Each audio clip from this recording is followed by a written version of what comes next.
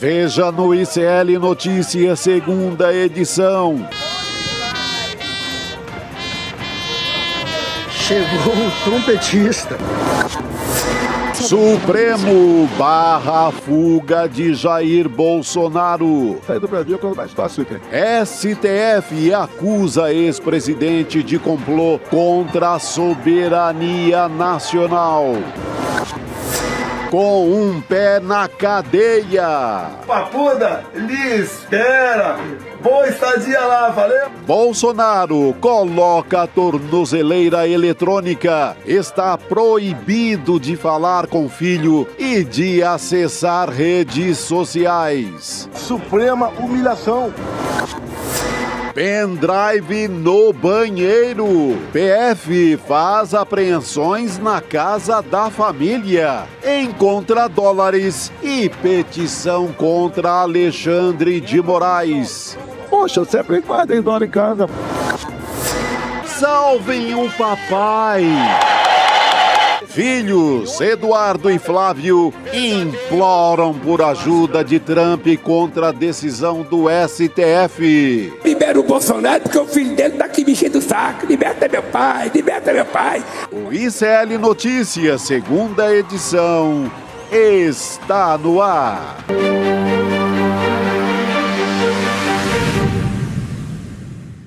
Olá, boa tarde. Seja muito bem-vindo, seja muito bem-vinda. O ICL Notícias, segunda edição, já está no ar. Estamos ao vivo nos canais do Instituto Conhecimento Liberta, Eduardo Moreira, também no canal da Voz Trabalhadora pelo YouTube. Boa tarde para você que nos assiste pela Pop TV no Rio Grande do Sul e para você que nos ouve pela Web Rádio São João, diretamente de Quixadá, no interior do Ceará. Hoje, dia quentíssimo aqui. Muita notícia, como todo mundo já sabe, o Jair Bolsonaro agora está de tornozeleira. Tornozeleira. Eu me emocionei, eletrônica. Disse tanto esse nome pois hoje, tornozeleira, que já está confundindo. Está de look novo o Jair Bolsonaro. Isso, look novo na perna direita, viu? Para quem não sabe em que perna foi colocada, foi na perna direita, deve ter sido escolha dele por conta do posicionamento político, né? Extrema-direita, portanto, coloca na perna direita. Mas o que mais me chamou a atenção, e está até rolando aqui na nossa barrinha, acabei de postar a minha coluna, é a falta de comoção popular. Você pega, eu fiz uma pesquisa para escrever isso, assim, você pega todos os caciques do PL, da extrema-direita do Brasil, fazem essa previsão assim a cada mês. Prisão ou qualquer castigo ao Jair Bolsonaro, como tornozeleira, vai causar uma comoção popular, protestos, ou o país vai virar um caos, que é, inclusive, a profecia da parte mais evangélica, como o Feliciano, deputado aqui por São Paulo. Nada disso aconteceu. Ele escutou uma marcha fúnebre, saiu solitário para a sede do PL, onde tomou um chá de cadeira do Valdemar, voltou para casa, porque ele tem que chegar antes das 19 horas, num esquema que lembra até uma certa prisão domiciliar, e nada aconteceu em matéria de comoção popular. Excelente, Chico. Para a gente já começar aqui as nossas análises logo de cara, eu quero também trazer aqui algumas informações para a gente relembrar o que aconteceu desde a manhã dessa sexta-feira. Então, o Supremo Tribunal já formou maioria lá na primeira turma para confirmar uma decisão do ministro Alexandre de Moraes dessas medidas cautelares contra o Jair Bolsonaro. A gente vai colocar aqui na tela, nossa equipe preparou uma tela trazendo quais são essas medidas cautelares do que o Bolsonaro está proibido a partir dessa sexta-feira. Então, a gente tem o uso de tornozeleira, como o Chico já descreveu aqui, inclusive na perna direita. E quais são essas medidas, né, que ele foi submetido? Manter comunicação com o embaixador e diplomatas está fora de questão. Bolsonaro está proibido também de conversar com outros réus investigados pelo STF, principalmente Eduardo Bolsonaro. A gente coloca aqui em destaque. Se aproximar de embaixadas também não pode, utilizar a rede social também não, e nem sair de casa entre as 7 horas da noite e as 7 horas da manhã, no final de semana também não. Então, a partir de hoje, daqui a pouquinho vai dar 7 horas da noite, Bolsonaro já tem que permanecer dentro de casa. Vou trazer também um trechinho da decisão do ministro Alexandre de Moraes, que determina as medidas cautelares, explicando por que elas foram tomadas. Então é o seguinte, o trecho aqui na tela, para quem nos acompanha em vídeo, para quem está em áudio, vou descrever aqui também, abre aspas para esse documento. A situação descrita revela necessidade urgente e indeclinável, apta para justificar a imposição de novas medidas cautelares que possam assegurar a aplicação da lei penal e evitar a fuga do réu.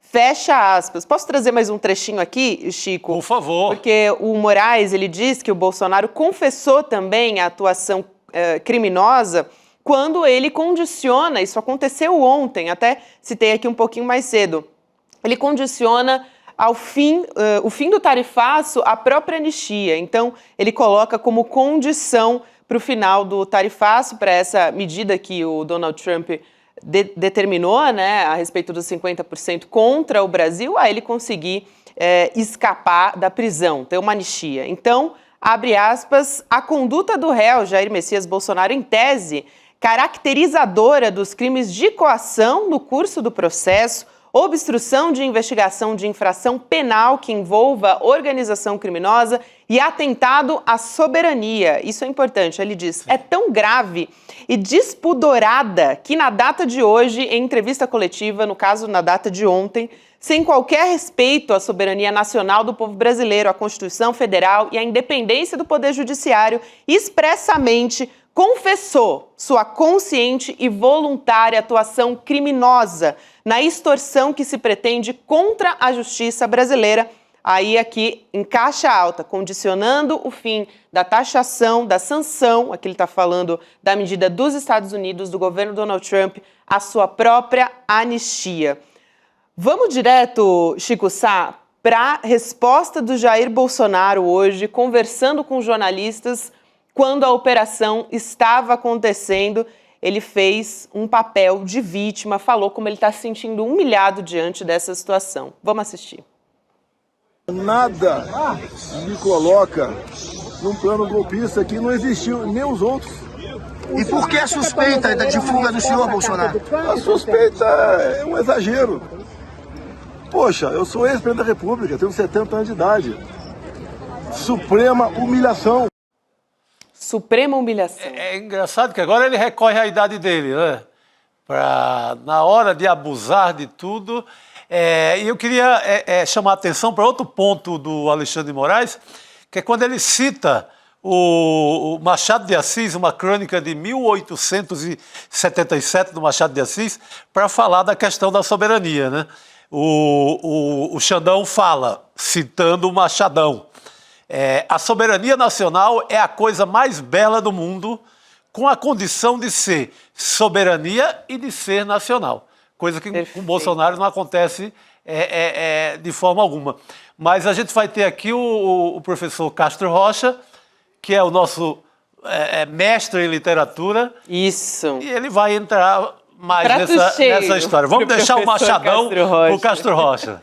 Excelente, Chico. Daqui a pouquinho a gente conversa com o Castro Rocha, não só com o professor, mas também Heloísa Vilela está chegando aqui agora para a gente já falar diretamente com ela de Brasília. Elô, boa noite, aliás, boa tarde ainda para você. Você que estava ali questionando Jair Bolsonaro, a gente vai trazer alguns trechos na entrevista coletiva com o ex-presidente.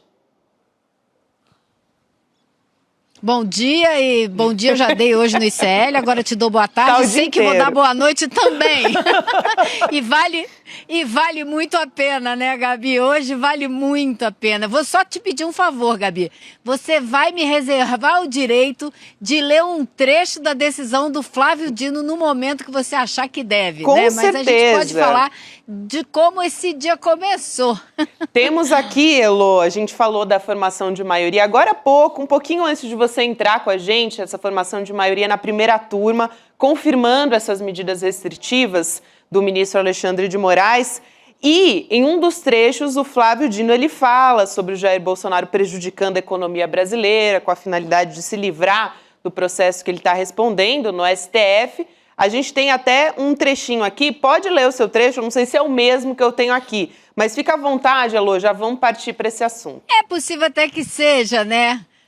Mas eu só queria destacar, Gabi, porque a decisão do Moraes ela é muito forte, muito boa, e a decisão do Flávio Dino, né, é também muito forte, muito boa, mas ele usa um linguajar muito bom, mas muito claro. Ele fala português muito claro, sem juridiquês, qualquer pessoa entende. Por isso que eu queria ler, quando ele diz, ele se refere a essa coação que o Alexandre de Moraes citou na decisão dele, dizendo que essa coação assume uma forma inédita, o sequestro da economia de uma nação, ameaçando empresas e empregos, visando exigir que o Supremo Tribunal Federal pague o resgate. E conclui o ministro Flávio Dino. Mas esse sequestro certamente merecerá muitos estudos acadêmicos, inclusive nas universidades dos Estados Unidos, por seu caráter absolutamente esdrúxulo. Então, eu tinha que ler esse trecho, porque excelente. É muito bom. Era exatamente esse trecho, Lô, que a gente até colocou aqui na tela. E o ministro, ele usa ali uma linguagem até bastante rebuscada no momento, mas fica muito claro para qualquer pessoa que acompanha e que tem contato com esse documento também. Vou aproveitar, já que a gente está falando da decisão do Flávio Dino, do voto do Flávio Dino, tem um outro trecho aqui que eu quero trazer, que é quando ele reafirma que as manifestações públicas do Bolsonaro ultrapassam qualquer limite de opinião pública. Aí ele diz o seguinte: o fumus comissi delicti, aí aqui é uma expressão em latim, mas basicamente ele está falando que nesse contexto de processo penal é a existência de indício suficiente para a prática de um crime. Então, é um elemento que justifica as necessidades de medidas mais severas como essas que foram impostas ao Bolsonaro, essas cautelares. E aí ele fala, é demonstrado pelas inúmeras manifestações públicas, as quais transcendem a mera opinião política do réu Jair Bolsonaro, que colocam em xeque a legitimidade deste Supremo Tribunal quanto à condução de processos regularmente instaurados e submetidos à sua competência pela Constituição, pelas leis processuais penais. Então ele está querendo dizer, ultrapassou qualquer limite, não tem isso de liberdade de expressão, sim. Ele até usou aqui opinião política. Não, é perfeito a colocação do Flávio Dino. A imagem que ele usa, a imagem do sequestro, ela está na boca do próprio Eduardo Bolsonaro quando ele faz numa linguagem que é uma linguagem de organização criminosa, uma linguagem ali com perdão da licença, de PCC, quando o Eduardo, diante do anúncio das tarifas, do tarifaço para o Brasil, ele continua exigindo coisas. Agora não faça isso, Alexandre de Moraes, agora não faça isso, colocando a economia do Brasil como refém. O Bolsonaro ontem reafirma isso ao dizer que mandou 2 milhões de reais para o filho continuar nessa campanha. Verdade, bem lembrado. Depois daquela confissão do Bolsonaro ontem, que estava financiando essa conspiração, essa sabotagem ao Brasil, já mereceria sair não só para a tornozeleira, mas para uma prisão preventiva. Ontem no Senado, quando ele diz que está financiando essa campanha. Não sei se esse dinheiro é daquele Pix ou de onde é que veio esse dinheiro dos 2 milhões que ele manda para o filho lá em Washington. Elô. Eu acho que é super importante isso que você está falando, Chico, da linguagem que ele usa, caracterizando a organização criminosa, porque é isso mesmo, a linguagem é uma coisa muito séria e muito fundamental. A gente porque a gente é linguagem, e o que a gente diz, né, tem muito peso, a palavra tem muito peso. Então, ele usa sequestro, ele usa coação, como também foi usado aqui no Supremo Tribunal Federal durante esse processo de julgamento da tentativa de golpe, a figura da lavagem, remetendo à lavagem de dinheiro, mas era lavagem de fake news. Como que eles construíram um arsenal de fake news que era lavado na Argentina para entrar de volta no Brasil. E esse ataque ao Supremo Tribunal Federal, a gente não pode nunca se esquecer, não começou agora. Começou desde que Bolsonaro tomou posse. Ele ataca o Supremo Tribunal Federal rotineiramente ao longo dos 4 anos de governo e continua atacando agora, porque a gente sabe muito bem que isso já foi estudado, que esse é o principal alvo dessa extrema-direita que está tomando o poder em alguns lugares do mundo, que a primeira coisa que faz é desmontar o poder judiciário para poder se manter no poder e não ter que lidar com a democracia. Então, não é à toa. E eu acho que, na opinião de uma pessoa leiga, jornalista como eu, pode até ter demorado demais essa medida cautelar e podia ter ido direto para uma preventiva.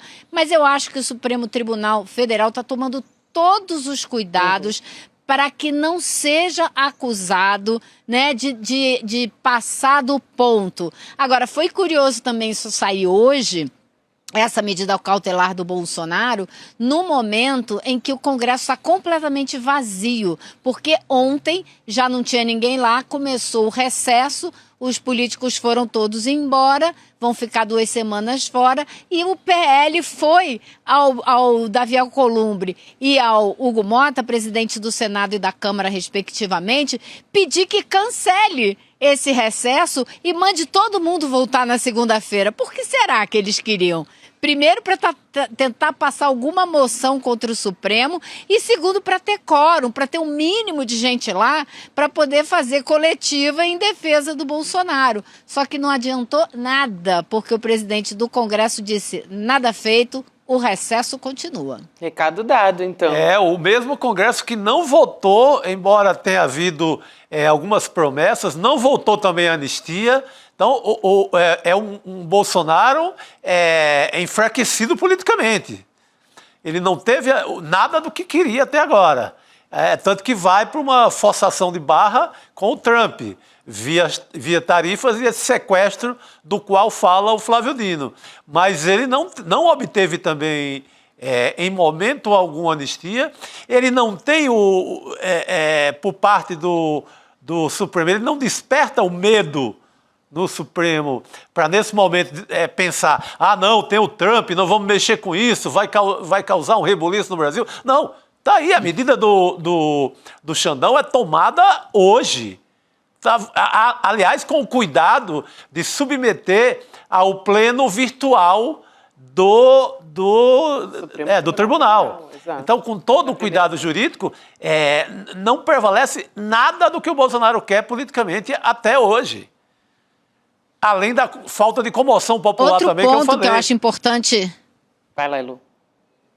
Isso. E outra coisa que eu acho importante também a gente ressaltar, sublinhar, é que esse despacho, né, esse pedido foi entregue à PF, esse despacho do ministro para fazer esse mandado de busca, botar a tornozeleira, e não tinha ninguém na porta do Bolsonaro para filmar esse momento.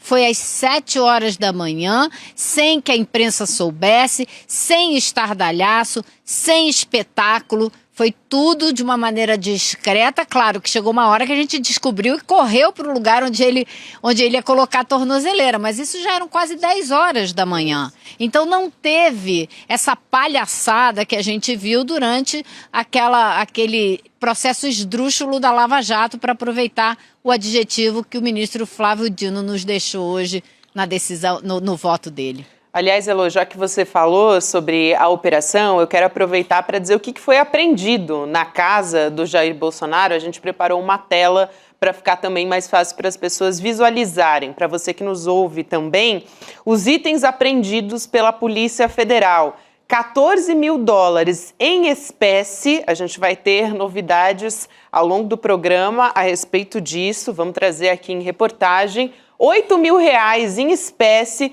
Um pendrive, que Bolsonaro diz desconhecer, até insinuou que poderia ter sido plantado, cópia da petição da Rumble contra o Alexandre de Moraes, um processo que está sendo movido lá nos Estados Unidos, e o celular de Jair Bolsonaro. Aliás, já li também, Elo, a respeito desse pendrive, rapidamente aqui, um pouquinho antes de entrar no ar, saiu na imprensa também que os agentes da PF estavam usando câmeras, o que pode também corroborar para essa questão do pendrive, né, que o Bolsonaro diz que desconhece. É, exatamente, um cuidado muito importante de gravar tudo. Aliás, toda operação policial, seja da Polícia Civil, da Polícia Militar, deveria ter câmeras nos uniformes, não é?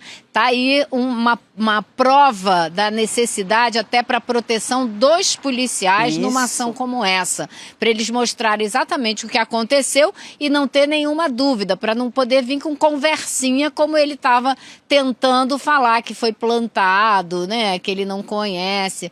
Agora, melhor foram os memes todos a respeito do que porventura possa estar nesse pendrive ao longo do dia, porque realmente eu vi até lista dos coiotes da fronteira.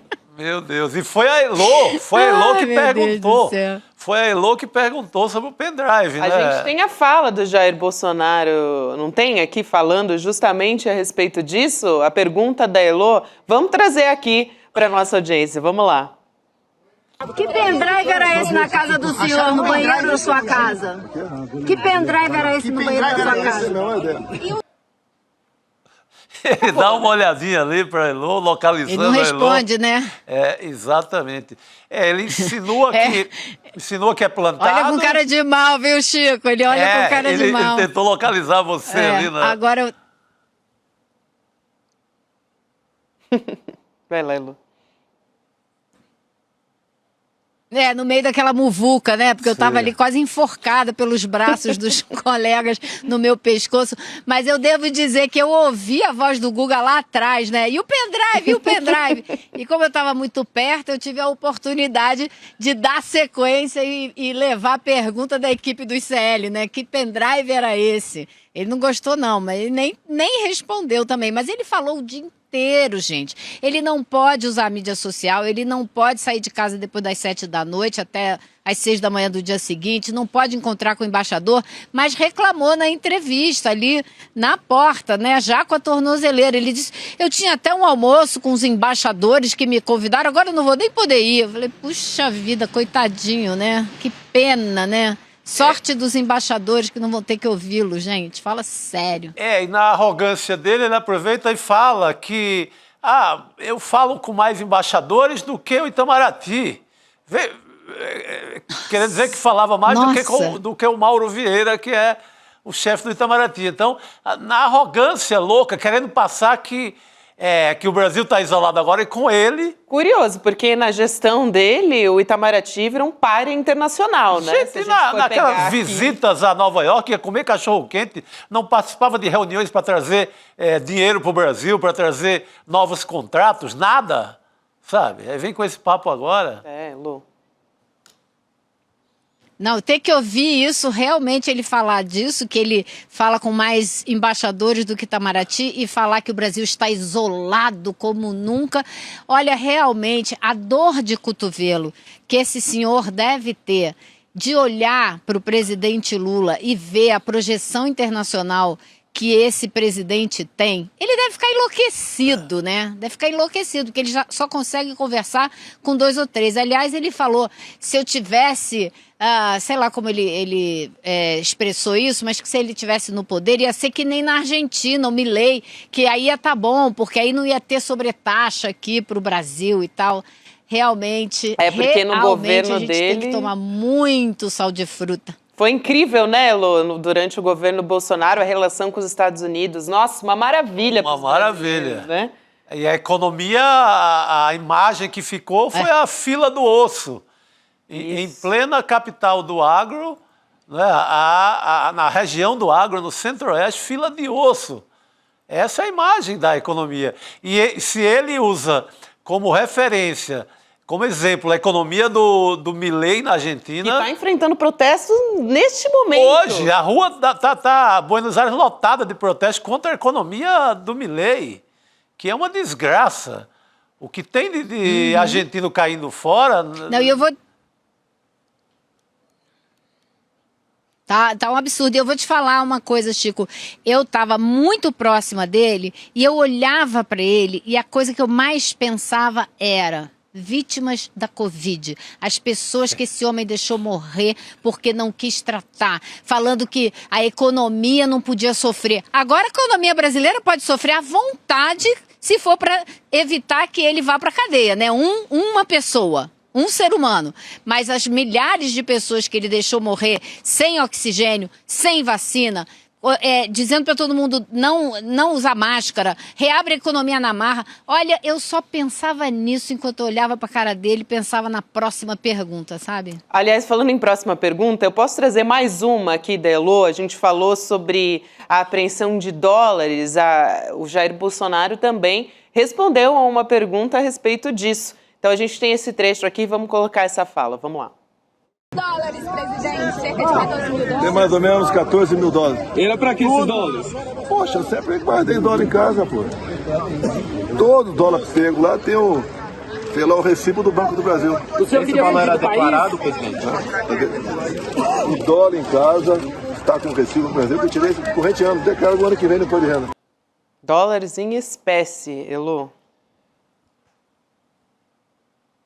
Não, imagina, né? Ele fala como se fosse a coisa mais normal do mundo, uma pessoa ter 14 mil dólares em casa. Não estou falando de 100 dólares, uma viagem que você fez, né? Isso acontece. Às vezes você fez uma viagem, sobrou ali 50 dólares, sobraram 100 dólares, e aí você trouxe, deixou em casa, quem sabe você vai ter oportunidade de viajar de novo. 14 mil dólares é só para quem está pensando em fazer um gasto robusto e em breve, né? Senão você não vai ficar com 14 mil dólares dentro de casa fazendo nada. Ainda mais ele que tem dinheiro a rodo, pode investir esse dinheiro para fazer ele render mais, não vai ficar parado em dólar dentro de casa, né? Então é lógico que ele estava planejando alguma coisa. E tinha mais 8 mil em reais. Isso. Ele não deve acreditar no Pix mesmo, né? Porque em tempos de Pix, você está com 8 mil ali guardadinho dentro de casa, ele já devia estar confiando que o Trump iria acabar com o Pix no Brasil. Não é, Elô? Para guardar também essa parte em reais. Dinheiro vivo ali, trocadinho, 8 mil. É a descrença total em qualquer mecanismo. Espero que tenham levantado o colchão dele também, né? Exatamente. Elô, bom demais ter você aqui junto com a gente, querida. Bom trabalho por aí. Aliás, excelente trabalho hoje. Um presente ter Elô na nossa equipe aqui. Show de reportagem. Incrível. Sorte a nossa. Valeu, Elô. Falou, pessoal. Beijo, bom fim de semana. Bom final de semana para você também, Elô. Elô merece. Hoje ela estava ali incansável. Rodrigo Viana também chegando aqui com a gente. Chegando, Gabi. Nossa mesa redonda. Elô acordou com a PF hoje, né? Coisa. Eu também já Bolsonaro, né? Pulei da cama hoje já com a notícia, né? Eu também. Parece que botaram a tornozeleira no Bolsonaro, né? A gente correu aqui. Olha, 14 mil dólares. Faz as contas, né? Com o dólar a 6, tá até um pouquinho mais, né? Não, mas por volta de 6, vai. Dá 84 mil reais. 84 mil reais dá para comprar um carro bom. Então ele tinha guardado em casa dinheiro para um carro. Dentro da gaveta de cueca. Basicamente, o Bolsonaro tinha um carro guardado dentro da gaveta de cueca. Para que ele tinha 14 mil dólares? Ele fala, não, mas tá tudo registrado. A pergunta não é essa. Por que o senhor tinha 14 mil? Porque eu quero. Tá bom. Mas é um indício forte de que ele estava se preparando para, E ele fala que sempre teve dinheiro em casa assim. Mas não há registro algum em nenhum momento de campanhas eleitorais na UTSE que ele guarde dinheiro em casa. Mas isso quem é bom para falar sobre isso é a Juliana Dalpiva, que é autora do O Negócio do Jair, livro que mostra que dinheiro vivo é com essa família. Eles trabalham com dinheiro vivo e assim, mas é um indício nesse momento em que a Polícia Federal e a Justiça tinham plena convicção, como muitos de nós, de que ele estava se preparando para fugir. Então estava com dinheiro ali se preparando para fugir. A gente vai falar disso. Ela vem aí, Juliana, né? Piva, daqui a pouquinho. Antes disso, a gente queria comentar aqui, você está falando dos apoiadores, da falta de apoio, né, de comoção, Chico, na hora que a gente abriu o programa. O governador de São Paulo, ele defendeu o Bolsonaro pelas redes sociais, o Tarcísio. A gente tem um trecho aqui, Rodrigo, que ele fala o seguinte, o Tarcísio de Freitas: coragem é um atributo que quem conhece o Jair Bolsonaro sabe que nunca lhe faltou. Não faltou quando atentaram contra a sua vida, não faltou para lidar com as crises sem precedentes que esse país passou quando ele era presidente. Ele, inclusive, colocou o país nesta crise, né? Mas vamos seguir aqui. Não faltou para defender a liberdade, valores, ideias e combater injustiças, e não vai faltar agora, pois ele sabe que estamos e seguiremos ao seu lado. Resolveu realmente não soltar a mão do Tarcísio? O que será que mudou aí nessa? Não, acho que não mudou nada. Em relação... O Tarcísio vinha mantendo essa posição desde o começo do mandato dele. Se mostrar fiel ao Bolsonaro, porque tudo que ele não pode é se transformar num novo João Dória. Então, na hora mais difícil do Jair Bolsonaro, até agora, porque depois vai ficar mais difícil ainda, a gente sabe, daqui a pouco vai ter prisão, mas por enquanto, na hora mais difícil para o Bolsonaro, o Tarcísio quer se mostrar fiel, para não queimar as pontes, para mostrar que ele é digno de ser escolhido para eventualmente ser o candidato a presidente. Isso sim, eu acho que ficou mais difícil.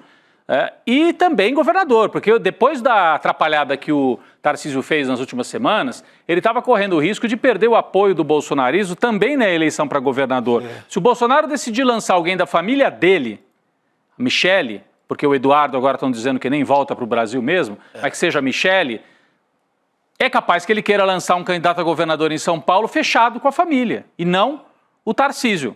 Então, o Tarcísio precisa desesperadamente mostrar que ele está alinhado para pelo menos garantir a reeleição dele no estado de São Paulo, e foi isso que ele fez com essa postagem. Ninguém solta o tornozelo de ninguém. O resumo da postagem. Exatamente. Ninguém solta o tornozelo de ninguém, Jair. Ninguém solta o tornozelo de ninguém. É mais ou menos o que disse o Tarcísio para o Jair Bolsonaro. Aliás, eu estava prevendo aqui, na 25 de março teve protesto hoje, né? Porque o Trump queria investigar as brusinhas da 25. Eu imagino o quanto de tornozeleira que vai vender na 25 de março agora, hein, Rodrigo? Não, já tem vídeo disso, né? O pessoal vendendo. E a gente fantasiada de presidiário já com o Trump. E a gente tem que ressaltar que é uma área, essa área do comércio popular de São Paulo, era uma área muito fiel a Jair Bolsonaro. Né? O Brás, a 25, era uma área de caminhadas de candidatos bolsonaristas, sempre foi uma área... para essa gente largar a mão do Bolsonaro, porque ele realmente foi um traidor sem tamanho, né? Quando ele incentiva o Trump a fiscalizar, quando ele comemora a decisão do governo dos Estados Unidos de fiscalizar o comércio popular da 25 de março. Um traidor miserável. Ele quer que o Trump, a CIA talvez, investigue o comércio, se tem nota, se não tem nota. Eu ia gostar de ver. Se é no Pix, se não é no Pix. É uma covardia o que ele faz, né? A CIA junto com aquele pessoal da prefeitura, o Rapa. O Rapa do Ricardo Nunes, que é aliado. A CIA e o Rapa junto. Eu queria ver como é que é. Para quem não é de São Paulo, o Rapa é aquele pessoal de colete que vai arrancando os camelôs da rua e tal. O pessoal junta tudo. Junta tudo, faz uma trouxinha, sai correndo. Podia botar a CIA ali para ajudar o Rapa de São Paulo. Aí para parecer, assim, já Bolsonaro vestido na fantasia, claro, das ruas, vestido de presidiário, nessa área de comércio popular, é uma mudança significativa na cena política do Brasil. Sem dúvida. Vamos chamar a Juliana Dalpiva, ótimo, gente? Tá na hora. O negócio do Jair, o negócio do Jair. Dinheiro vivo. Ô, Ju, esse dinheiro que estava guardado ali na casa do Bolsonaro, uma parte estava na gaveta de cueca, é isso mesmo? Boa tarde para você. Oi, Gabi, Rodrigo, Chico, boa tarde, já boa noite, né, para nossa comunidade também, que acompanhou a gente o dia todo. Eu tava louca para sextar aqui, mas não aguentei, né, chegou mais notícia. E, gente, o roteirista do Brasil, ele não tá de brincadeira, né, nem o Bolsonaro. Já fiz várias matérias nessa vida sobre Jair Bolsonaro, mas a cada uma delas, uma nova surpresa. Então, hoje, durante a busca e apreensão na casa do Bolsonaro, a Polícia Federal se deparou com essa quantidade de dólar, né, esses 14 mil dólares, mais os 8 mil reais, e esse dinheiro estava dividido em 2 locais da casa. Uma parte estava numa das gavetas do escritório do Bolsonaro, dentro do escritório que tem na casa, né, não é na sede do PL, é dentro da casa do Bolsonaro, e o restante estava numa gaveta onde o Bolsonaro também guarda as cuecas dele. Eu tô me segurando muito para manter a seriedade aqui. É difícil. Essa notícia, mas não é fácil. É difícil. Até porque, por que será que ele guardou naquela gaveta? Eu fico me perguntando, será que ele achou que, de repente, a gaveta de cueca seria preservada? Ninguém ia mexer na parte íntima, nas orbas do Bolsonaro, né, digamos assim. Nas orbas. Mas a Ju já investigou o dinheiro de Bolsonaro em cofres misteriosos do Rio, né, pelo que eu me lembro, dinheiro em loja de chocolate, mas em gaveta de cueca Essa não, é novidade. É novidade, dá para atualizar o livro.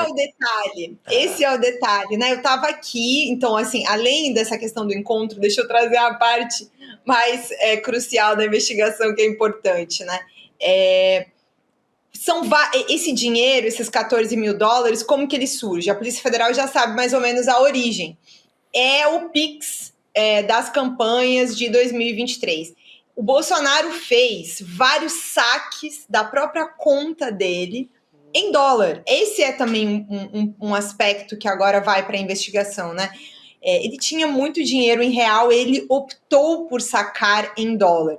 Junto com o dinheiro, a Polícia Federal arrecadou vários recibos desses saques. A gente ainda não consigo trazer aqui quantos saques, nem o período, mas uma parte é desse período que o Eduardo Bolsonaro vai para os Estados Unidos e começa essa campanha golpista de ataque ao Brasil em função do processo. Então, já tem um indício concreto de que esses caminhos estão andando juntos. É a saída do Eduardo, o próprio Bolsonaro admitiu em depoimento ter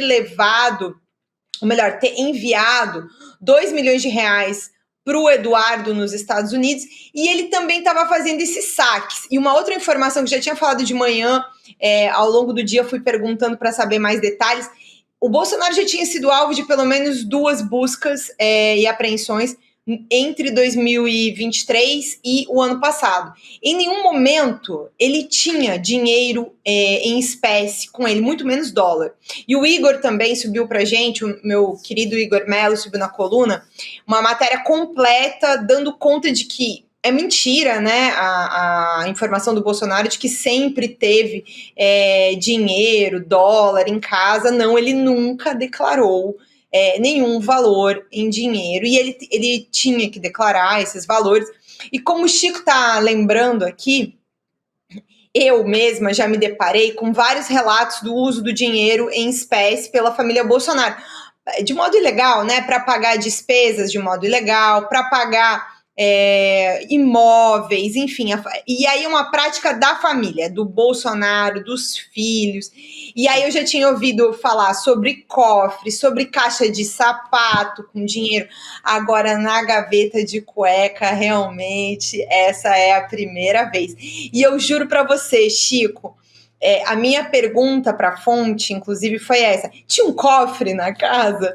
E aí não, era na gaveta de cueca. Era na gaveta. Agora, Juliana, ele na entrevista coletiva, né, tentou dar um ar de naturalidade para isso, dizendo que ele sempre guardou, o que você disse não é verdade, porque em outras buscas não foi encontrado dólar na casa dele, e ele nunca declarou. Então tem esses 2 pontos. Então não é verdade que seja absolutamente normal ele guardar 14 mil, que não é muito normal para 99% dos brasileiros, eu tenho certeza. Vai ser muito interessante quando a gente tiver acesso a todas as datas desses recibos. Desses saques, né? Agora, a outra pergunta é, para que ele tinha então? Ele pode dizer, eu tinha porque eu quero ter 14 mil dólares, né? Mas a Polícia Federal certamente tem aí uma tese, né? Isso estaria casado com um plano de fuga e ele precisaria ter dólar na mão? Eu acho que é mais um dos indícios, Rodrigo, nesse sentido de que se preparava uma fuga, né, para o Bolsonaro. Eu acho que esse plano da possibilidade da fuga, ele cada vez mais, o avanço das investigações indica para essa intenção. E aí, eu já vinha falando isso aqui no ICL antes, sobre como a Polícia Federal vinha atenta aos movimentos, né? O que aconteceu com a Carla Zambelli, de algum jeito, deixou todo mundo ainda mais atento. É que a Carla estava, assim, menos, vamos dizer assim, no radar nesse sentido, do que o Bolsonaro, que é, né, a figura central do processo de tentativa de golpe de Estado. Mas, de fato, até me chamou a atenção isso, né? A expertise de Jair Bolsonaro com dinheiro em espécie, com saque fracionado, lá desde o tempo dos gabinetes dele, como deputado, ele trouxe para esse momento para poder gerar dólares, pensando muito provavelmente nesse plano de fuga. A única pessoa ali dentro das buscas, né, do caso, que já tinha sido alvo de busca e tinham sido encontrados dólares, era o Cid. O Cid tinha sido na casa do Cid, quando prenderam o Cid, encontraram envelopes de dos dólares que foram pagos, né, depois da venda das joias, do Rolex e daquelas outras joias que o Cid vendeu também de modo ilegal a pedido de Jair Bolsonaro. Mas essa história o Bolsonaro vai ter que contar lá, enfim, se explicar ao longo dessa questão dessa investigação. E aí o que eu tô sabendo também é que a busca, ela teve câmeras, né? Os policiais usaram câmera durante a ação para se resguardar de qualquer tipo de problema, enfim, não se sabe muito bem como são os ânimos da casa de Jair Bolsonaro, então melhor guardar tudo com registro, com câmera. Isso é até mais um detalhe, acho que importante da gente lembrar aqui, Gabi. O Tarcísio, né, em parte da campanha do Tarcísio, ele foi contra, né, os policiais usarem câmera para as operações policiais. Por que eles eram contra? Né? Porque não queria que ficasse registro. Olha como uma polícia que trabalha com zelo, tinha a ordem do ministro Alexandre de Moraes, na ordem do ministro, dizia para evitar exposição, problemas. Então, esse cuidado todo também teve a ver com essa questão da câmera, de evitar qualquer tipo de estresse, problemas. Então, foi colocada a câmera. Agora, também ficou tudo registrado.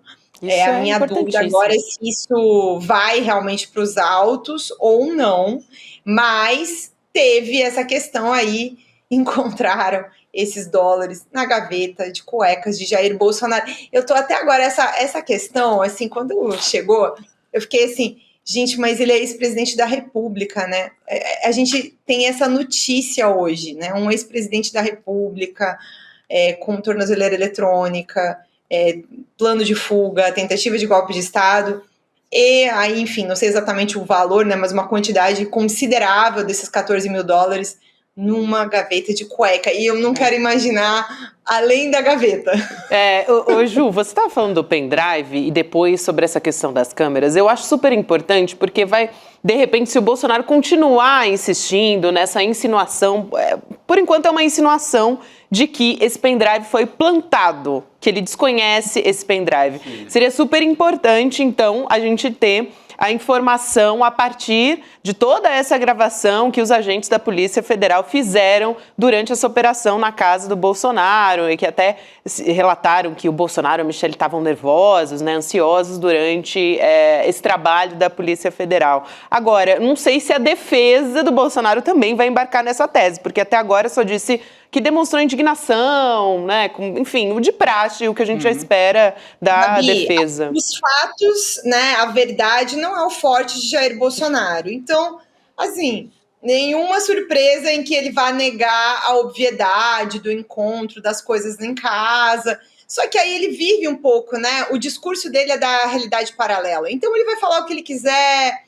E vai insistir na mesma mentira, não importa que ele seja confrontado com os fatos, com a verdade, ele vai sempre fugir para isso. Em parte, esse plano golpista foi construído justamente com a mentira sobre o sistema eleitoral brasileiro. Então, que ele vai negar que tinha um pendrive no banheiro e ainda por cima vai me inventar que foi plantado, assim, eu tenho zero surpresa que Bolsonaro vai fazer isso. E foi encontrado também um celular, não é? Um aparelho celular. Dois dele, né? Dois? São 2 celulares que foram apreendidos. Um, que era o que estava com o Bolsonaro, e um segundo celular que, o que tudo indica ali, pelo que eu falei com a PF, era um celular que o Bolsonaro mantinha guardado para o caso de ele perder o outro telefone dele, ele ter um ali à disposição. E é uma coisa que me chamou a atenção também, comentei isso no Jornal da Manhã. Todas as vezes que a Polícia Federal fez busca e apreensão no Bolsonaro, nunca arrecadou nada dentro desses telefones. O Bolsonaro troca de telefone de maneira sistemática, também não guarda nada dentro do telefone dele. Então tem um cuidado no telefone que é para justamente evitar a possibilidade de qualquer encontro de dados dentro dos dispositivos que estão com ele. Por isso, até, uma das coisas que me foi explicada é o seguinte: todo mundo fazia isso por meio do CID. Então é nesse sentido que o celular do CID, por isso que a gente vive falando do celular do CID, tudo estava dentro do celular do CID. Para chegar no Jair Bolsonaro durante o período da presidência, e sobretudo nesse momento aí agudo do golpe, da tentativa de golpe de Estado, era por meio de Mauro Cid e também por meio de Braga Neto, segundo o próprio Mauro Cid, né? Exatamente.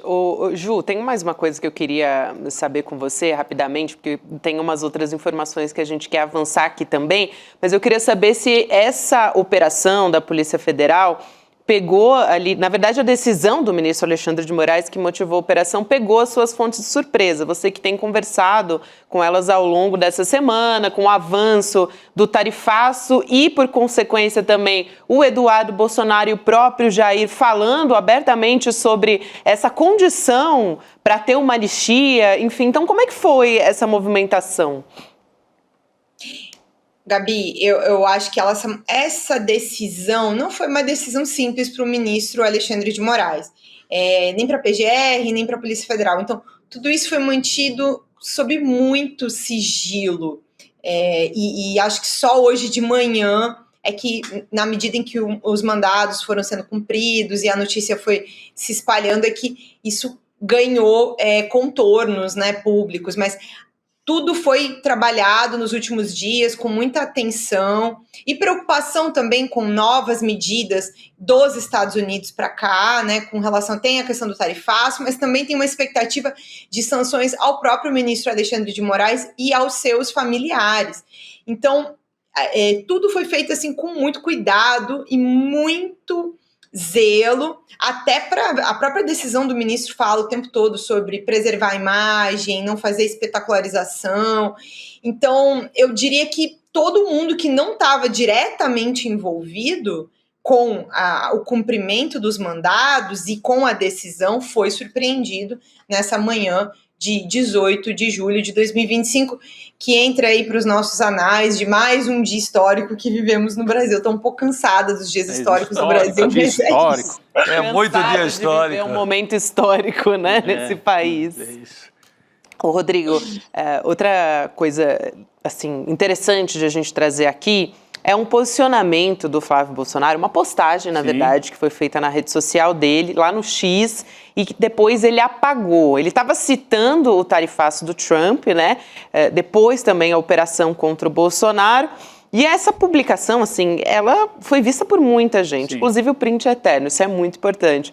Mas chegou a ter mais de 70 mil visualizações, enfim, rodou muito, mas aí ele apagou.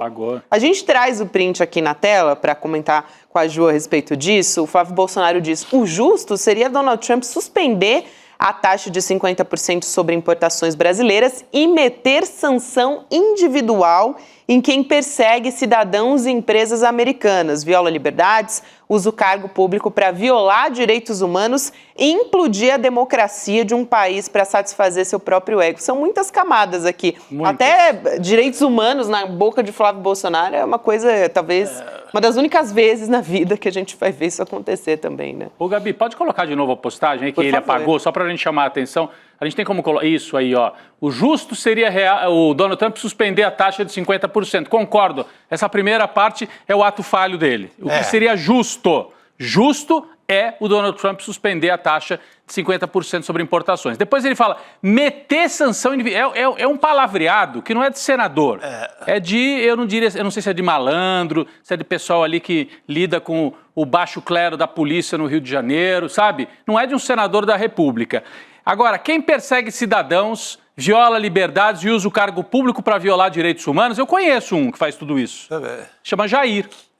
Já fez tudo isso. Então, como é que vem falar de direitos humanos o homem que no dia do impeachment da Dilma, do golpe parlamentar contra a Dilma, louvou um torturador? Então, Flávio Bolsonaro lava a boca antes de falar em direitos humanos. Agora, estranhamente, apagou. Será que alguém ligou para ele? Acho que não foi o Jair, que estava sem celular já, né? Estava apreendido pela polícia. E aí eu acho que alguém ligou e disse, olha, você está associando as tarifas a uma causa nossa e ao sequestro que o Xandão fala no relatório dele. E aí fez prova contra eles mesmos, de novo, que é o que a gente vem dizendo. Eles fazem o tempo todo isso. Não, o Jair ele define direitos humanos como esterco da humanidade.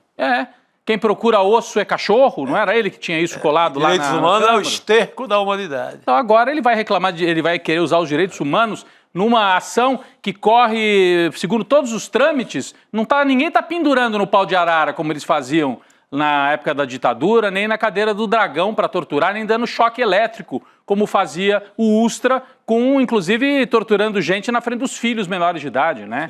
Então, é uma gente que não tem a menor vergonha na cara. Agora, ele apagar, né, Juliana, me chama a atenção, ele ter apagado depois essa mensagem, né? Rodrigo, o fato dele ter apagado indica uma coisa que eu já vinha notando desde o anúncio do tarifaço, né, da taxação de 50% nos produtos brasileiros nos Estados Unidos. Há uma discordância sobre essa atuação do Eduardo Bolsonaro nos Estados Unidos. Tem uma coisa que é comum entre eles. Todos eles querem que o Bolsonaro se livre desse processo. Eles querem anistia. Agora, como conseguir isso? Como fazer? Há uma divergência. O Flávio está ligado mais ao grupo político do Congresso, que queria tentar fazer isso via Congresso, com outro tipo de chantagem junto ao governo e aos demais partidos. Ele não está tão conectado com essa questão do irmão. É importante que as pessoas entendam que existe uma briga muito grande na família, sempre existiu, por protagonismo, fortalecer as ideias do Eduardo lá também o Flávio também alimenta alguma intenção de ser ele o candidato no lugar do pai. E o Eduardo vinha crescendo nesse sentido. Então, eles têm ali uma disputa de egos e de posição e de poder até em família. Então, ele provavelmente fez esse tweet aí por conta própria, sozinho, e aí depois deve ter tomado aquela chamada, né, do tipo, apaga esse troço aí agora, né, você não combinou com a gente, não é hora de postar isso, divisão, não sei o quê. Enfim, deve ter tomado uma chamada de alguém e aí sumiu, só que, né, tarde, o print é eterno. Então... isso demonstra essa discordância. E uma coisa que eu também já notei no dia do anúncio do tarifaço, eles estão com muito medo das consequências. Eles estão trabalhando o tempo todo para criar uma narrativa, um discurso de que a culpa é do governo Lula, a culpa é do Lula, a culpa é do Alexandre de Moraes, mas eles não estão conseguindo, não está colando a narrativa. Exato. E eles estão, cada dia que passa, cada momento, com mais medo do tamanho do problema que eles criaram para um país inteiro, para todos os brasileiros, só para tentar salvar a pele de Jair Bolsonaro. Ju, importante demais ter você aqui com a gente, ainda mais trazendo a apuração assim quente no fim da tarde a respeito muito disso. Bom. E com essas pitadas aí. Com esses detalhes de quem seguiu o dinheiro da família Bolsonaro, né, há muito tempo. Claro. E revelou num lugar inusitado. Essa na manga pra cobrar o prensadão, hein, galera? Não quero nem saber se já tá pronto, vai ter que editar. Reabre o prensadão. Vamos. Prensadão. Realmente é prensadão de ouro, Ju. Obrigada, querida. Valeu. Obrigado. Bom trabalho por aí. Um beijo, queridos. Até semana que vem. Até. A gente vai trazer aqui agora o voto da ministra Carmen Lúcia. A gente falou que o Supremo Tribunal Federal, a primeira turma, já formou maioria a respeito das medidas restritivas contra o Bolsonaro, né, que foram tomadas por decisão do Alexandre de Moraes. A gente tem o voto agora da ministra Carmen Lúcia no julgamento virtual. Exato. Agora só falta o Luiz Fux, né? A gente lê aqui na tela a necessidade da manutenção das medidas cautelares decretadas na decisão que se propõe referendar está evidenciada pelas numerosas postagens juntadas no processo, nas quais constam indícios de esforços desenvolvidos, por Eduardo Nantes Bolsonaro e o Jair Messias Bolsonaro, portanto, implicando pai e filho aqui para interferir no regular trâmite da ação penal, na qual o Bolsonaro é réu. Confira-se, por exemplo, a postagem feita na rede social X, e aí ela dá um exemplo aqui de uma postagem que foi feita por Jair Bolsonaro. Não sei se a gente já tem essa postagem aqui também, mas enfim, a Carmen Lúcia justifica no plenário, no julgamento virtual, o seu voto. Falta agora o ministro Luiz Fux fazer a votação e concluir, portanto, fechar a votação na primeira turma a respeito da medida. A Cristina Serra já está posicionada aqui para conversar com a gente. Já vou diretamente perguntar para você, Cris, aliás, boa noite para você, sobre não só o voto da ministra Carmen Lúcia, mas também Flávio Dino, o próprio Alexandre de Moraes, foram muito acertados no tom aqui, essas votações, né? Oi, Gabi, boa noite, Rodrigo, Chico, nossa comunidade. O que a gente está vendo, no meu entendimento, é uma atuação do Supremo Tribunal muito bem coordenada, da primeira turma, no caso, todos seguindo a linha do que o ministro Alexandre de Moraes define ao determinar essas medidas cautelares contra o Bolsonaro, como a gente viu hoje, ele enfatiza muito o tempo todo o ataque ao Supremo Tribunal Federal. Isso tem sido uma marca da atuação no Supremo. Ele reage, ele sabe reagir muito bem, quando se vê diante de uma ameaça, E então lá ele fala das atitudes, tanto do Eduardo quanto do pai, do Jair Bolsonaro, no sentido de tentar coagir as autoridades, obstruir a ação penal, e ele usa uma palavra, quando ele se refere não sei se ele fala, eu anotei alguns dos termos, pressionar, Ele fala que ambos estão claramente tentando pressionar o Supremo Tribunal Federal e atacar a soberania. Ele fala que é um atentado à soberania. Isso. E com isso ele dá a direção do que deve ser a atuação do Supremo e dos ministros da primeira turma, e todos estão indo nessa linha. Portanto, o que eu vejo é, de fato, o cerco se fechando, muito claro, cada vez mais próximo, e isso o efeito disso é o desespero dessas pessoas, Esses atos deles todos aí muito... Como a gente viu esse tweet do Flávio Bolsonaro, e de fato, afinal de contas, eu fiquei me perguntando de quem que ele está falando. Agora, tem uma pessoa que está aí, uma pessoa muito perigosa, que é o Eduardo, que está completamente fora de alcance do Supremo Tribunal, e isso, de fato, é um perigo, porque ele não para de conspirar. Ele foi para os Estados Unidos para conspirar e não para de conspirar. Sim. Exato, Cris. A gente tem até um trecho da fala de uma entrevista que o Eduardo Bolsonaro deu ao programa do Steve Bannon na TV americana, o programa War Room. A gente traz o trecho da fala aqui. O Eduardo Bolsonaro diz o seguinte: é muito, muito urgente que os Estados Unidos, um país da liberdade, mandem uma resposta para esse regime. Não deixem que o modelo de censura brasileiro ou o modelo de lawfare brasileiro seja exportado para outros países. A fala do Eduardo Bolsonaro, que também, enfim, nessa entrevista, ele disse que o Moraes era um ditador, mais uma vez, enfim, pediu uma resposta dos Estados Unidos, uma resposta que seria uma anistia, um tarifaço para pressionar por uma anistia, Cris? É completamente sem limite o Eduardo Bolsonaro conceder essa entrevista. Eu ia só emendar, talvez fazer uma pergunta para a Cris, mas vale para todos nós. O que mais que o Trump poderia fazer agora? Qual é a medida mais forte, o que eles diziam, uma segunda bomba atômica que eles poderiam lançar sobre o Brasil? Eu fico pensando, seria a sanção individual contra o Alexandre de Moraes? Seria colocar o Alexandre de Moraes e o Gonê e os outros ministros, que agora vão ser 5 ministros, não sei, o Fux, 4 pelo menos. A decisão não é mais da decisão do isolada STF. do Alexandre de Moraes, é a decisão do STF, foi votado. Isso. Mas eu fico me perguntando o que eles podem ainda insuflar, né, Cris? De que maneira que o Eduardo Bolsonaro pode insuflar o Trump para que ele adote o que ele chamou de uma bomba atômica, lançar uma bomba atômica sobre o Brasil? Lembrando que o Eduardo Bolsonaro gravou um vídeo dizendo que espera em breve que haja um porta-aviões dos Estados Unidos aqui ameaçando também o Brasil. Então, são metáforas? Não sei se são metáforas. Eles estão fazendo ameaça verdadeira contra o Brasil. Bastante claras. Bastante claras. Eu acho que o Trump, sem dúvida, tem ainda medidas que ele pode lançar mão. Ele está se comportando como um tirano, né?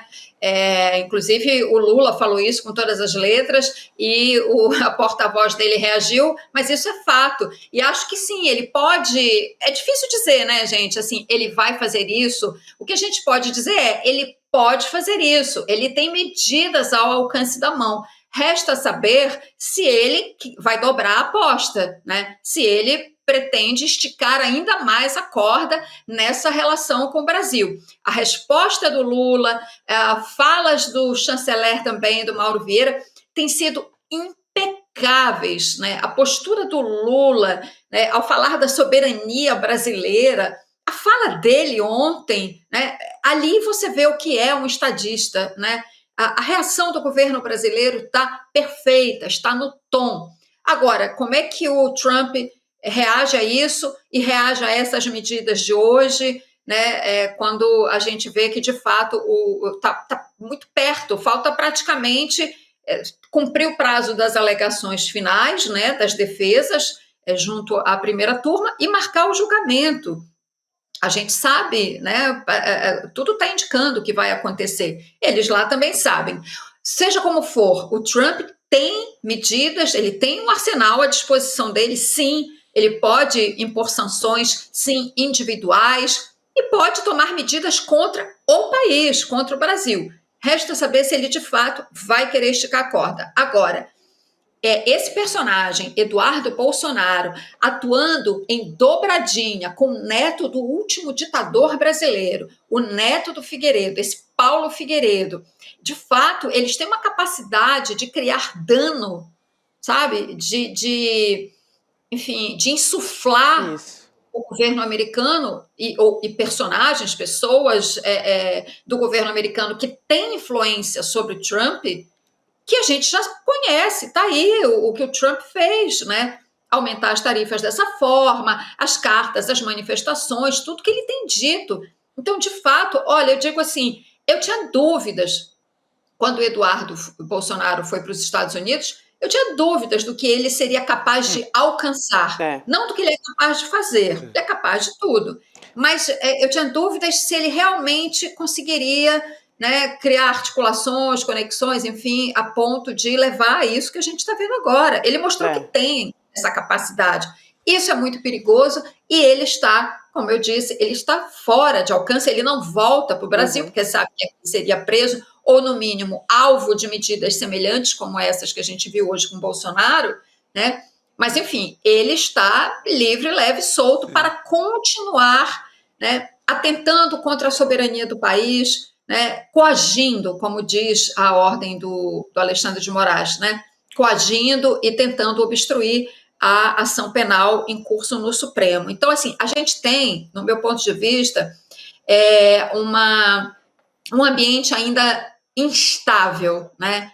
Ao mesmo tempo que a gente vê o Supremo muito firme, muito coerente em tudo que está fazendo, em todos os passos que têm sido dados até agora, nós ainda temos um ambiente com ainda não, temos e teremos ainda por algum tempo um ambiente com instabilidades, né? Porque o Trump já mostrou do que é capaz, né, em criar e ampliar essas zonas de fricção com o Brasil. Isso é de fato preocupante. E eu vou dizer uma coisa, eu comemorei muito hoje tudo isso que eu vi, né? É muito bom a gente ver o Bolsonaro com tornozeleira eletrônica. De fato, é um dia de comemoração. Ao mesmo tempo, a gente, quando você examina de fato, né, a perspectiva e do que a gente está vendo, é preocupante. Nós temos um quadro de muita instabilidade, para dizer o mínimo, na relação do Brasil com os Estados Unidos nesse momento, insuflada por esse tipo de gente. traidores da pátria. Cris, muito obrigada. Essa fala é fundamental para o dia que a gente tem como hoje. A gente se vê em breve, querida. Bom trabalho por aí. Valeu. Valeu. Gostou, né, gente? Vamos comemorar. Dá para comemorar hoje. Por favor. Boa noite, querida. A Jurubeba hoje vai chegar mais cedo. Aliás, aqui pegando o gancho dessa fala da Cris, tem uma apuração da Juliana Lopes, da CNN Brasil, dizendo que o PL está pedindo que o Eduardo convença o Trump a desistir do tarifaço. Então, os representantes ali do partido, segundo essa reportagem, reforçam que tem que ter uma defesa de sanção contra o ministro Alexandre de Moraes. É um pouco aquilo que falava o Flávio. Mas eles estão direto no motivo da tornozeleira, que é a conspiração contra a pátria em Washington, que são os traidores da pátria, como disse Lula na fala dele ontem na TV. A fala é uma fala forte em que o Lula chama de traidores da pátria. Você sabe que, Chico, nos países aqui de língua espanhola da América Latina, eles chamam aqueles que vão lá para Miami de gusanos, né? Gusanos, que são os vermes. Que é o bichinho daquela bebida mexicana. Os vermes. Quando eles falam, eu sempre achei, que exagerado, né? Chamar os caras, os cubanos exilados, os cubanos que são contra a Revolução Cubana, o pessoal da Venezuela, os vermes. Cara, quando eu vejo hoje o que essa família está fazendo, eu acho que é muito necessário a gente usar essa palavra também contra eles. São os vermes. São os vermes. Esse Eduardo Bolsonaro, esse outro neto do Figueiredo, são os vermes do Brasil, né? E provocam uma infecção, que é esse ataque à nossa democracia. Que é contra a nossa democracia, exatamente. Rodrigo, agora, muita gente perguntando aqui no nosso chat que caixa é essa, né? Ela já está... Não é a primeira vez que ela aparece por aqui. Vocês conseguem alcançar e acho que vocês estão mais próximos Vamos lá. Opa! Para a gente poder ver o que tem dentro dela, para ajudar a nossa comunidade a adivinhar o que vem por aí no dia 27 de julho, domingo, 8 horas da noite, quando a gente anuncia novidades. Tem um mundo, olha só... Vou focar aqui na câmera, isso, um mundo, e depois, o que mais que aparece Cinema. aí? Absolute Cinema. Hoje está mais fácil. Com você o cinema, ó. Que fez uma... Hoje está mais fácil, né? Você que teve ação. Aí uma dica sobre cinema, outro dia você falou sobre isso, se o pessoal for esperto vai pegar. Eu falei que você não precisava mais ficar dependente da sessão coruja na TV, que você ia ter cinema no ICL. E pode ser cinema no jornalismo, hein? Ou um dia de hoje, assim, claquete, pá, Bolsonaro de tornozeleira. Então, se você quer um jornalismo mais forte, cada vez mais forte aqui no ICL, participa do ICL Eterno. Aí, Chico, vai, claquete. Isso. Bolsonaro de tornozeleira. Claquete, o ICL Eterno.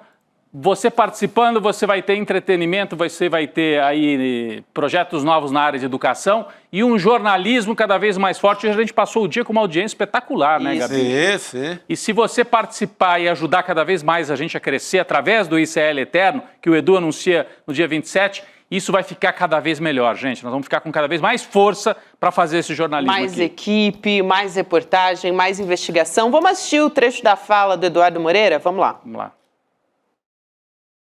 Imagine se você e sua família ganhassem um passaporte eterno para poder aprender, se divertir, se certificar e participar de eventos com uma comunidade que só quer o seu bem. No dia 27 de julho, eu vou anunciar para vocês o novo capítulo da história do ICL. Disparado, o mais revolucionário e o maior de todos eles. Eu estou há 2 anos planejando e construindo o que vai ser anunciado no dia 27 de julho. O mais difícil foi deixar ninguém saber. Agora, eu te dou a certeza, o chão vai tremer. A gente se encontra. Então, reforçando aqui, icln2.com.br para você participar junto com a gente do ICL Eterno no dia 27, que é um domingo com muita novidade. E a gente segue aqui conversando a respeito das medidas restritivas contra o Jair Bolsonaro. Como disse Chico Sá agora há pouco, decisão do Supremo Tribunal Federal. A primeira turma já formou maioria, só falta agora o ministro Luiz Fux votar no plenário virtual. Quem está chegando para falar com a gente a respeito disso é o professor Castro Rocha. Professor, boa noite para o senhor, bem-vindo. Boa noite. Boa noite, Gabi, boa noite, Chico, boa noite, Rodrigo. Gabi, estou muito feliz hoje. Opa, por nossa. 2 motivos. Um motivo óbvio, mas também porque finalmente eu descobri que eu sou o pé quente, Chico. Eu não sabia disso. Opa! Porque a partir de hoje, eu estarei com vocês toda sexta-feira. E na estreia... Maravilha! Olha que A estreia, Gabi, não poderia ser melhor, não é? Que Professor, estreia aqui nos maravilhosa. bastidores eu ouvi até palminha, viu? Nossa Até equipe palmas. comemorando aqui a sua estreia junto com a gente. Ô, professor, e num dia em que a principal decisão no mundo político brasileiro veio com citação a Machado de Assis. Exatamente. Nós estávamos esperando aqui, né, a chegada do Castro Rocha para ajudar a gente a entender essa citação do Alexandre de Moraes ao Machado de Assis. Vamos né? trazer o trecho antes do professor comentar, então? Acho que vale a pena aqui. A nossa equipe preparou a tela em que o Alexandre de Moraes, né, ele cita o Machado de Assis, autor favorito do professor. Então, ele diz o seguinte: o imortal Machado de Assis proclamava que a soberania nacional é a coisa mais bela do mundo, com a condição de ser soberania e de ser nacional. Muito bom. E aí ele diz que são as crônicas obras completas de Machado de Assis, professor. É isso mesmo. E essa é uma série, eu até trouxe para vocês aqui as obras completas, olha. Olha, do Machado. maravilha. Isso são crônicas do Machado que foram publicados numa revista chamada Ilustração Brasileira, que era uma revista muito importante. Era, mal comparando, Gabi, um ICL do século XIX, a revista Ilustração Brasileira. E a cada 15 dias, o Machado publicava uma crônica, que por isso se chamava Histórias de 15 Dias. E algo que é muito característico da crônica, acho que vale a pena falar sobre isso, que é lidar com os fatos imediatos do cotidiano, mas não preso apenas ao prosaico imediato, com uma perspectiva de mais longo prazo.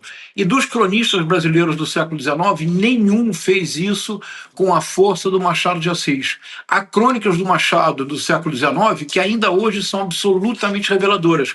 Por exemplo, nesta série História de 15 Dias, em 1876, o Machado publicou uma crônica que, se nós juntarmos as duas crônicas, a que o ministro Alexandre de Moraes escolheu muito bem, com esta primeira crônica de 1876, nós temos um painel perfeito do mundo do dia de hoje. Veja, na crônica de 1876, o Machado comentava o primeiro censo feito no Brasil, que foi feito pelo imperador Dom Pedro II em 1872. Aí ele dizia assim, olha só, Gabi, que maravilha. Eles descobriram que somente 30% da população brasileira sabiam ler. 70%, dizia o Machado, jazem em profunda ignorância. Aí ele cria um personagem, olha só, Chico, você que é cronista, olha que maravilha. Isso é para você e para o Lindener. Ele cria um personagem, um senhor Algarismo. E o senhor Algarismo se diverte corrigindo as manchetes do jornal. O jornal diz assim, por exemplo, uma lei aprovada para o povo brasileiro. Aí o senhor Algarismo corrige. Uma lei aprovada para os 30% que sabem ler. O Estado brasileiro promulgou uma nova disposição. O senhor Algarismo corrige. O Estado brasileiro promulgou uma nova disposição para os 30% que sabem ler. Foi o primeiro, Chico, 1876, Rodrigo, a fazer uma relação entre analfabetismo e cidadania precária. Gabi, é precisamente um certo analfabetismo político, um certo analfabetismo ideológico que gerou uma cidadania pervertida. A cidadania bolsonarista é uma cidadania pervertida, porque subverte completamente a ordem natural das coisas e considera que a soberania reside na potência estrangeira. O bolsonarismo acabou, Chico. Não existe mais bolsonarismo. Agora só haverá os resíduos. Em boa medida, por quê? Porque nesta crônica de 1878, o Machado diz tudo, olha... A soberania nacional é a coisa mais bela do mundo, com a condição de ser soberana e de ser nacional. Se não tiver essas duas coisas, deixa de ser o que é. Então, nós precisamos entender que este momento que vivemos agora é um momento muito especial, é um momento para separar o joio do trigo, os verdadeiros patriotas dos oportunistas. E o Machado nos dá a guia para isso.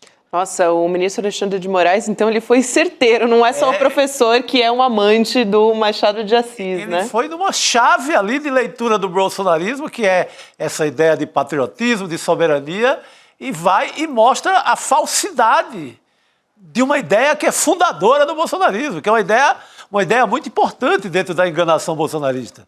A ideia do nacionalismo, a ideia do patriota. Eles se chamarem de patriota. Ele desmonta isso, né, professor? Com o Machado, desmonta, esfarela, dissolve. E olha, o Machado tem outro texto, que é o texto crítico mais famoso do Machado. É um texto de 1873, que é conhecido como Instinto de Nacionalidade. Mas o texto, na verdade, era uma espécie de crônica. O título é Notícias da Atual Literatura Brasileira, 1873. Então diz o Machado, ele diz assim: Shakespeare, quando escreve sobre Júlio César, Antônio e Cleópatra, Shakespeare, por exemplo, está por acaso sendo menos inglês? Ele diz não. Ele é ainda mais inglês quando escreve de temas distantes. Porque, diz ele, o que define um escritor, o que define o nacionalismo é um certo sentimento íntimo. É a expressão do Machado. Um certo sentimento íntimo. Sentimento íntimo este, Gabi, que nos une. Eu, você, Rodrigo, Chico, sabemos o que é ser brasileiro.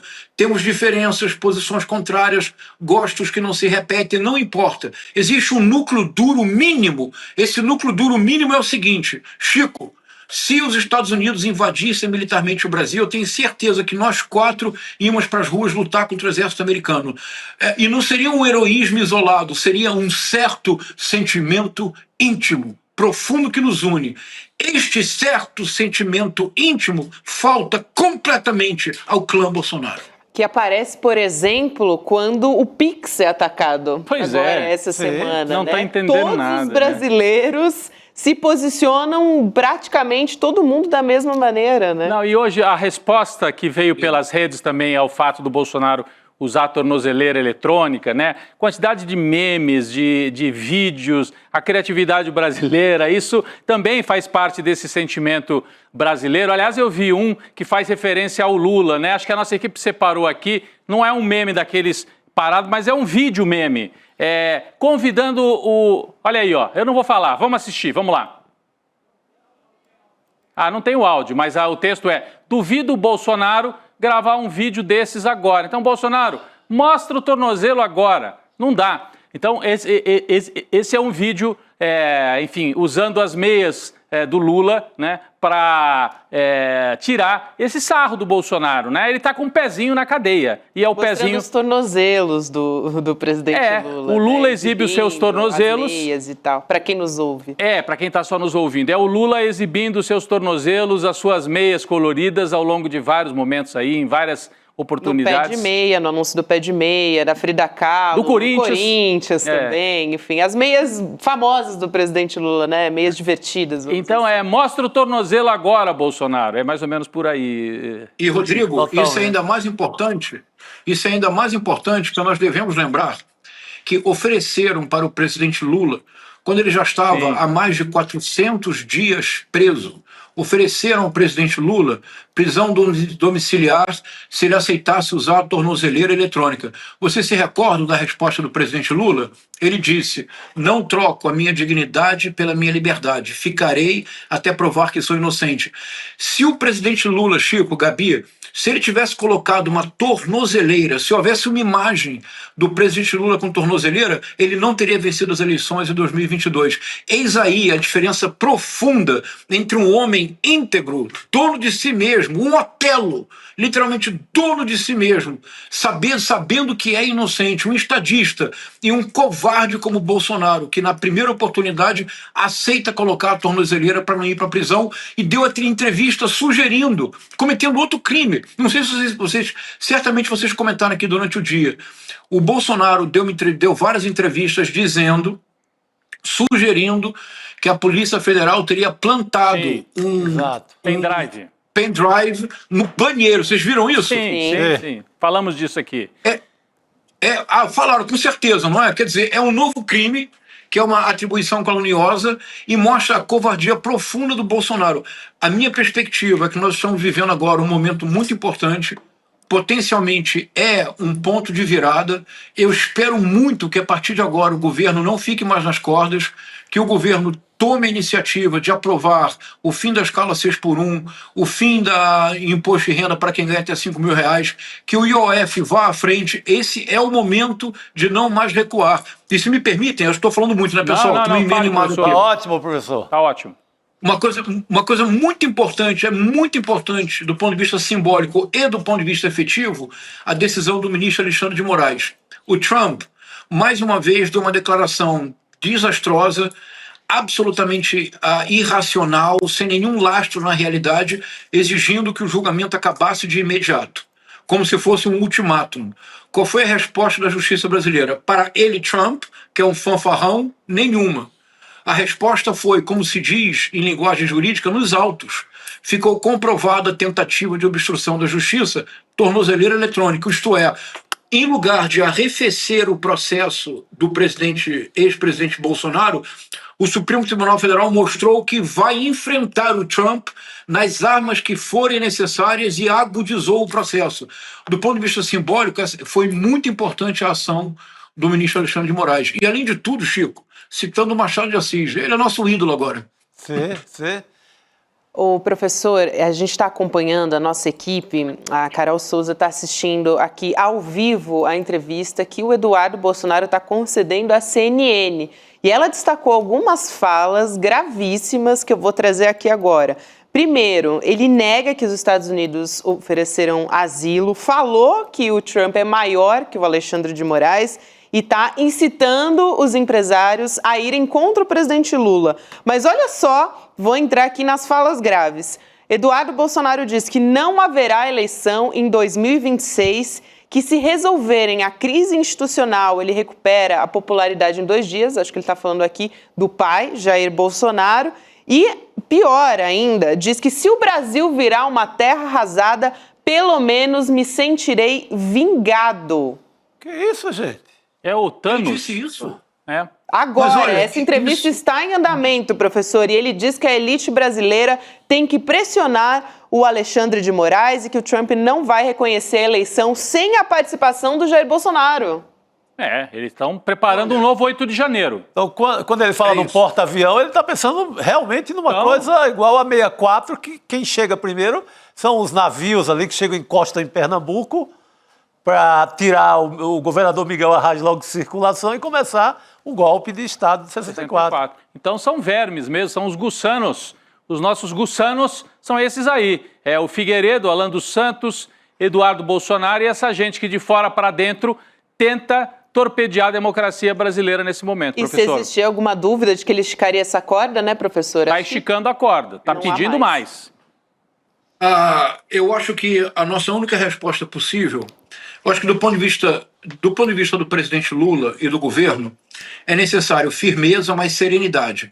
É muito importante para a comunidade internacional que fique claro que o que está em jogo agora é um fanfarrão que lança sempre mão da psicologia do bully, o Donald Trump, e que tenta voltar ao passado de maneira absolutamente impossível. O que o Trump está tentando é levar adiante a política do big stick, do grande porrete, do Theodore Roosevelt, que foi presidente entre 1901 e 1909, e que em 1904 criou um famoso corolário Roosevelt, que afirmava que o exército americano, que as forças armadas americanas tinham o direito e o dever de invadir países latino-americanos que prejudicassem comércios a empresas americanas. Daí a famosa expressão República das Bananas, porque havia uma grande empresa na América Central que destruiu regimes, a United Fruit Company, que era de produzir banana, basicamente. O que ele tenta é voltar a esse passado, do Big Stick do corolário Roosevelt. A única forma de enfrentar o Trump é de maneira firme, como agora fez o ministro Alexandre de Moraes, não ceder como fez o Xi Jinping, como fez a China, enfrentar de fato o que está acontecendo, mas criar uma situação favorável no exterior. Por que isso, Chico, Gabi e Rodrigo? Veja, a OTAN tem uma cláusula que eu não tenho certeza se ela existe nos BRICS. Você pode nos ajudar, Gabi, para verificar isso. A cláusula da OTAN, a organização, o Tratado do Atlântico Norte, é o seguinte: se um país da OTAN for atacado por uma potência estrangeira, os demais países da OTAN devem defender este país. é muito importante que os BRICS, se não tem ainda essa cláusula claramente marcada, que essa seja uma cláusula urgentemente providenciada para os BRICS. Isto é, se um país signatário dos BRICS, o Brasil, for atacado de maneira injusta e sem nenhuma razão, nenhuma espécie de justificativa por uma potência estrangeira, então os demais países do BRICS têm que se comprometer em auxiliar este país de alguma forma. A China já fez um comunicado importante criticando a interferência do Donald Trump. É um passo importante, mas não é suficiente. Por isso é tão importante que o Brasil insista em levar a questão para a Organização Mundial do Comércio. Não haverá daí uma resposta efetiva, mas cria-se um simbolismo, globaliza-se a questão, porque se houver uma tentativa de invasão militar ou qualquer espécie de demonstração militar norte-americana, além do heroísmo isolado dos brasileiros, nós vamos realmente precisar da comunidade internacional. Professor, só para responder sua questão rapidamente, artigo 5º do Tratado do Atlântico Norte, mas tem uma informação chegando aqui também, que nesse momento o vice-líder do PL na Câmara dos Deputados, o coronel Crisóstomo, do PL, clama aos berros por um golpe militar no Brasil para salvar o Jair Bolsonaro da cadeia. Ele diz: o comunismo já está batendo na porta, Forças Armadas que me orgulhei em 64, não tem nenhum constrangimento de dizer isso publicamente. Eles estão pedindo um novo golpe. Estejam ao lado do Brasil, é o que ele diz. A gente não pode ter assim, pessoa, não é mais uma teoria. Eles estão pedindo um novo golpe militar. O Eduardo Bolsonaro de fora e o chefe do PL, o vice-líder do PL, explicitamente. Aliás, no mesmo modelo de 64, que é chegada de tropas norte-americanas no litoral brasileiro e deposição dos políticos. É a mesma coisa. É isso, nós estamos num momento muito grave. Com esse coronel delirante aí também. Não, muito grave.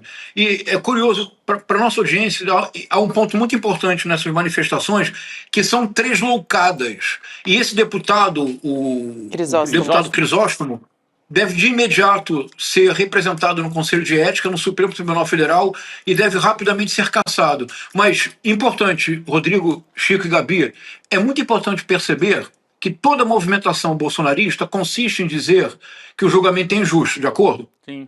A movimentação bolsonarista não seria possível se o julgamento fosse justo. E o julgamento é injusto, dizem eles, porque não houve tentativa de golpe. E toda a reação dos bolsonaristas ao julgamento é propor um novo golpe. Ou seja, as ações tresloucadas do bolsonarismo confirmam a denúncia da Procuradoria-Geral da República. É bem importante que isso fique claro para a audiência e para o povo brasileiro, mas também para a comunidade internacional. Vou insistir neste ponto. Nós podemos estar nos aproximando de uma crise muito séria, toda firmeza é necessária, vamos distinguir de fato aqueles que realmente entendem o que é a soberania nacional, aqueles que sentem este certo sentimento íntimo, de outros oportunistas que passarão todos mais rapidamente do que eu pensei para lata de lixo da história. Professor Castro Rocha, um prazer te ouvir nessa sexta-feira e celebro muito que você vai estar aqui com a gente todas as semanas. Muito obrigado. Muito obrigado. Eu fico muito feliz também, pessoal. Gosto muito de vocês. Obrigado. Um abraço. Obrigado, tchau. Muito bem, professor. E viva o Machado. Isso. Viva Machado de Agora, o Lula, é politicamente interessante todo esse movimento que aconteceu, essa reação do Supremo ao Bolsonaro, mas hoje o cara tem uma das inaugurações mais bonitas, que é da Transnordestina. Ele chegou de trem lá em Missão Velha, no Cariri cearense. Perto da sua área lá. É uma imagem que está dissolvida no meio dessa confusão, né? Mas é, assim, um dia importante para a democracia brasileira. Sim, claro. As instituições estão funcionando e estão garantindo que o Bolsonaro seja barrado, que tenha, assim, uma barreira para essa barbárie que eles estão tentando impor pela segunda vez ao Brasil. Importantíssimo. Perfeito. Rodrigo, Chico, um prazer estar ao lado de vocês nessa sexta-feira. E eu quero propor a gente encerrar. Aliás, por favor, libere a Jurubeba. Hoje tem Jurubeba soberana. E nacional. E nacionalíssima. Lá do sertão da Bahia. E eu quero propor, junto com a Jurubeba, da gente encerrar esse programa ouvindo a clássica marcha fúnebre que foi tocada ali na entrevista coletiva do Jair Bolsonaro nessa Vamos lá. E eu fico com aquela imagem daquele cara atrás assim, ó, comemorando atrás do Bolsonaro. Vamos nessa, então. Boa noite a todos. Boa noite. Ele deu a opinião dele sobre... Mas qual é a sua opinião, presidente? Se é justo ou não colocar o seu... Valeu. Já tá valendo? Tá valendo. Tá. Pois é, turma, eu tive que trocar a tela do computador para caber o plano que a gente está construindo há mais de 2 anos para o ICL. São mais de 300 pessoas envolvidas na construção desse que é o novo e mais revolucionário capítulo do ICL. Eu vou anunciar as novidades no dia 27 de julho e não vai ficar pedra sobre pedra. Quanto à turma lá da extrema-direita, que eles comecem a perder o sono, porque o negócio vai ficar ruim para eles. E a gente vai inaugurar um novo paradigma na educação, no jornalismo e no entretenimento. E vocês vão poder fazer parte disso. O melhor de tudo, para sempre. Vocês não perdem por esperar. Até lá. Você pode ir para qualquer país e fazer qualquer tipo de documentário. Eu não hago apologia da pobreza, hago apologia da sobriedade. Agora, eu disse, vem, eu desafiei, vem aqui, para ver se eu tenho renda ou não. Para quem ainda não entendeu, isto é uma guerra de narrativas. E nos campos de batalha, as máquinas de moer reputações estão sempre à espreita. Pouco interessa os meios. Interessam apenas os fins. E os fins são muito lucrativos nesta indústria. Veja a importância da resiliência dos colegas que nunca abandonaram esse caso. Então não adianta vocês fazerem campanha contra mim, porque eu vou continuar fazendo meu trabalho como jornalista como eu sempre fiz. E a relação fraterna com as pessoas não entra no PIB. Você tem as condições que você precisa para viver numa comunidade onde um não depende de explorar o outro. Eu sei que eu não vou ver a colheita, mas faço questão de morrer semente. Eu disse uma coisa que eu repito: a morte vai me encontrar lutando. Acho que a gente escolheu bem as pessoas que trabalham com a gente.